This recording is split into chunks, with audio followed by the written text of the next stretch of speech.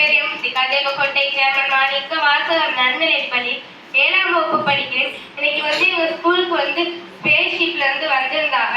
First sir நாங்க அந்த கோளரங்கம் பார்க்கறதுக்கு முன்னாடி சார் எங்களுக்கு சொல்லியிருந்தாங்க, நம்ம இந்த பூமியை பாதுகாக்கணும். நம்ம பிளாஸ்டிக் இதெல்லாம் எரிக்க கூடாது. நம்ம அப்படி எரிச்சோம்னா ஓசோன் படலத்துல ஓட்டை விழுந்துடும். அப்படி ஓசோன் படலத்துல ஓட்டை விழுந்துச்சுன்னா நம்ம சூரியனோட தாக்கம் நமக்கு நேரடியா படும். அதை நம்மளால தாங்க முடியாது. அந்த ஓசோன் படலம் தான் அதை நமக்கு குறைச்சு கொடுக்குது அப்படின்னு சொல்லியிருந்தாங்க. அதுக்கப்புறம் சார் சொல்லியிருந்தாங்க, நம்ம இயற்கையை பாதுகாக்கணும். இயற்கை தன்னை தானே பாதுகாத்து கொள்ள, ஆனா அதுக்கு கொஞ்சம் டைம் ஆகும் அப்படின்னு சொல்லியிருந்தாங்க. அதுக்கப்புறம் நாங்க கோளரங்கத்துக்குள்ள போயிருந்தோம். அது எங்களுக்கு ஏதோ ஒரு புதிய உலகத்துக்குள்ள போன மாதிரி இருந்துச்சு. அதுக்கப்புறம் அதுல கோள்கள் எல்லாம் எங்க பக்கத்துல வந்துட்டு போன மாதிரி இருந்துச்சு. நாங்க புக்ல அதுக்கப்புறம் டிவில எல்லாம் பார்த்துருக்கோம். ஆனா அது எங்களுக்கு இந்த அளவுக்கு கிட்டத்துல வந்த மாதிரி இல்லை.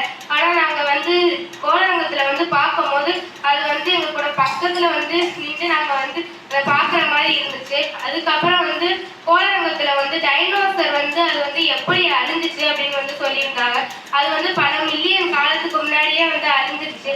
ஆனா அது எப்படி அழிஞ்சிச்சு அப்படின்னா எரிக்கல்னு ஒண்ணு இருக்கு. அது விண்வெளியில இருக்கும். அப்ப டைனோசர்லாம் கடல் ஓரத்துல வாழ்ந்துகிட்டு இருந்துச்சு. அப்ப ஒரு நாள் அந்த எரிக்கல் வானத்துல கீழே விழுக ஆரம்பிக்குமா. அதேமா ஒரு சில எரிக்கல் விழுகையிலே அதோட தாக்கம் அந்த நெருப்புலாம் குறைஞ்சிருமா, இல்லைன்னா பாதியிலே நின்றுமா. ஆனா இந்த எரிக்கல் அங்க விண்வெளியில இருந்து விழுகுமா. அப்ப விழுகையில அது காத்த கிழிச்சுக்கிட்டு விழுகையில அதுல நிறைய தீப்பொறிலாம் வந்துச்சு. நாங்க அதை பார்த்தோம். அது எங்களுக்கு புது எக்ஸ்பீரியன்ஸா இருந்துச்சு.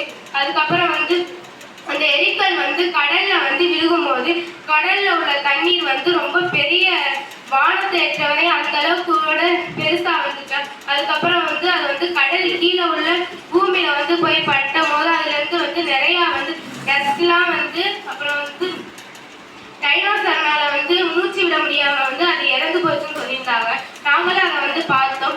அப்ப நாங்க இதுக்கு முன்னாடிலாம் நாங்க நினைச்சோம் டைனோசர் ஊருக்குள்ளலாம் வந்தனால அதை அடிச்சுலாம் கொண்டுட்டாங்க, இப்படிதான் நாங்க நினைச்சுக்கிட்டு இருந்தோம். ஆனா நான் இப்பதான் புதுசா பார்த்தேன். அதுக்கப்புறம் சார் சொல்லியிருந்தாங்க, நம்ம இயற்கையை நம்ம மரங்கள் இந்த மாதிரி இதெல்லாம் நட்டு பாதுகாக்கணும். நம்ம இயற்கை நம்மளை எந்த அளவுக்கு பார்த்துக்குதோ அது மாதிரி நம்மளும் பூமியை சுத்தமா பார்த்துக்கணும் அப்படின்னு சொல்லியிருந்தா. நானும் என்னால முடிஞ்ச வரை நிறைய மரங்கள்லாம் நட்டு வைப்பேன். அதுக்கப்புறம் நான் இது எப்படி இருந்துச்சு அப்படிங்கிறதெல்லாம் போய் பக்கத்துலலாம் சொல்லுவேன். நான் இதை பார்ப்பேன் எதிர்பார்க்கவே இல்லை.